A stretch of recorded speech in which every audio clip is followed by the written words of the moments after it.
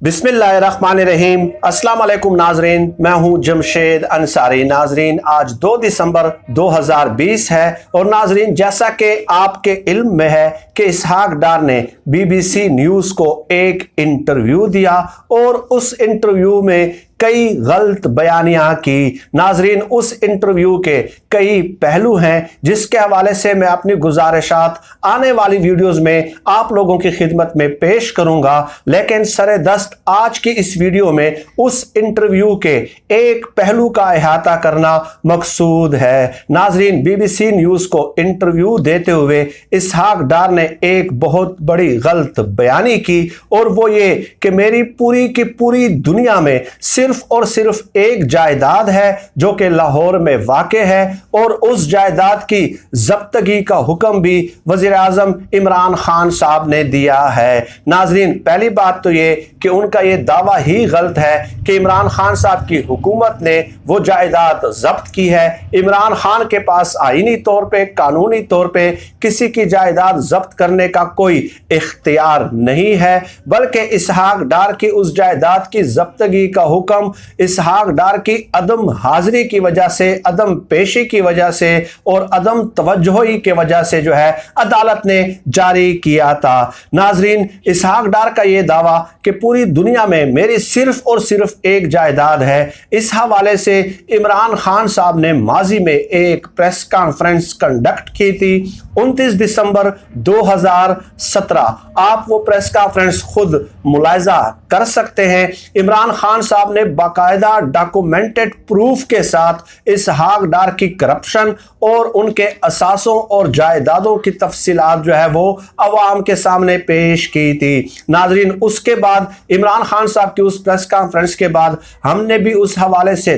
तहकीक की और तमाम सरकारी जराए से जो है उसकी तस्दीक होती है। नाजरीन, इमरान.खान साहब ने इसहाक डार की करप्शन कैसे बेनकाब की और कौन सी तफसीलात कौम के सामने, अवाम के सामने 29 दिसंबर 2017 को पेश की, वो तफसील मैं आप लोगों की खिदमत में पेश कर रहा हूं ताकि इसहाक डार के इस दावे का पोस्टमार्टम हो सके कि पूरी दुनिया में सिर्फ उनकी एक प्रॉपर्टी है, एक जायदाद है जो कि लाहौर में वाक़ है। पॉइंट नंबर 1, साल 1981 से साल 2002 तक इसहाक डार ने कभी इनकम टैक्स नहीं दिया और उसका जवाब इसहाक डार ये देते रहे कि उनके पास चूंकि इस कदर ज़्यादा इनकम नहीं थी कि वो उस पर इनकम टैक्स दे सकते। अब दूसरा पॉइंट नंबर 2, 2007 में इसहाक डार ने 91 लाख के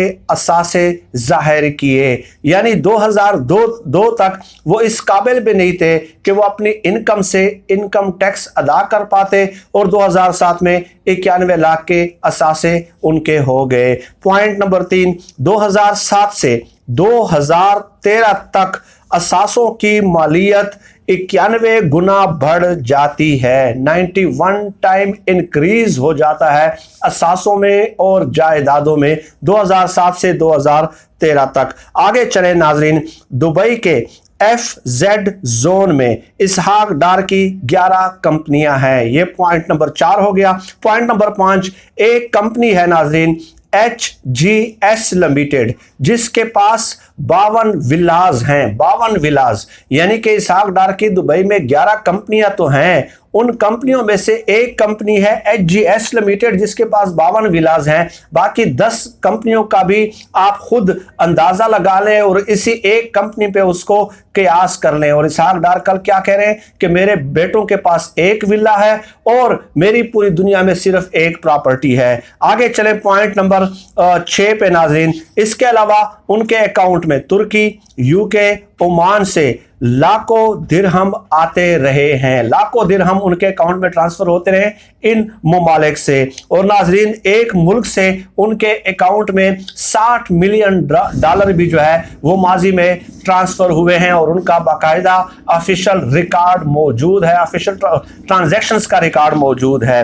नाजरीन, इसके अलावा आप लोगों को याद होगा कि हुदैबिया पेपर मिल्स केस जिसके जरिए इसहाक डार ने पाकिस्तान में साइंटिफिक करप्शन की बुनियाद डाली थी और अपने मौसनों के नाम पे जो है उनके शनाख्ती कार्ड लेके उन मौसनों के नाम पे जिनके यहाँ ये बैरून मुल्क मुकीम रहे हैं और वहां पे उनके घर में रह के तालीम हासिल करते रहे हैं, उनके शनाख्ती कार्ड लेके उनके नाम पे जो है फ्रंट कंपनीज बनाई, जो है ना फेक अकाउंट्स बनाए और उन अकाउंट्स के जरिए शरीफ खानदान के लिए साइंटिफिक करप्शन करते रहे। हुदैबिया पेपर मिल्स केस में इसहाक डार, जो कि बदकिस्मती से जस्टिस काजी फाइज ईसा ने उस केस को जो है ना बंद करने का हुक्म दिया था और बहुत सारे कानूनी जो माहिरीन हैं उनकी आज भी ये राय है कि क्राइम की कोई उम्र नहीं होती। टाइम बार कह के जो है काजी फाइज ईसा ने इस केस को बंद कर दिया था, जो कि करप्शन, मदर ऑफ करप्शन कहा जाता है इस केस को, ठीक है। और जिसके जरिए इसहाक डार ने इस मुल्क में साइंटिफिक करप्शन की बुनियाद डाली थी,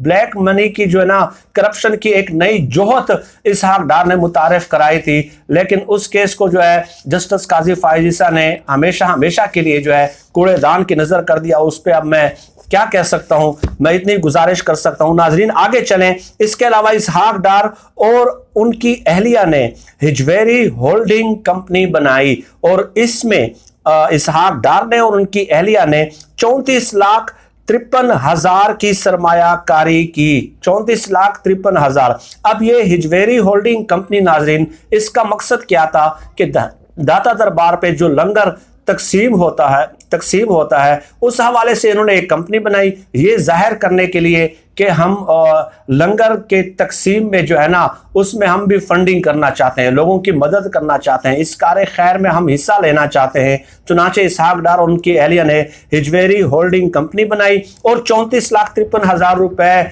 दिखावे के लिए रख दिए कि देखें लंगर के ऊपर जो अखराजात आते हैं उसमें हम भी जो है ना इतनी सरमायाकारी कर रहे हैं और इतना अपना हिस्सा डाल रहे हैं। फिर बाद में हुआ क्या नाजरीन कि दाता दरबार पे जो लंगर तकसीम होता है, ठीक है, तो उसके लिए एक कमेटी बनाई गई और उस कमेटी के सरबराह मुकर्रर हुए नाजरीन इसहाक डार साहब। तो लंगर की तकसीम के लिए या लंगर के तकसीम के हवाले से जितने भी पैसे जमा होते थे, जितना भी चंदा जमा होता था, वो इसहाक डार के पास आता था क्योंकि कमेटी के सरबराह वो हैं।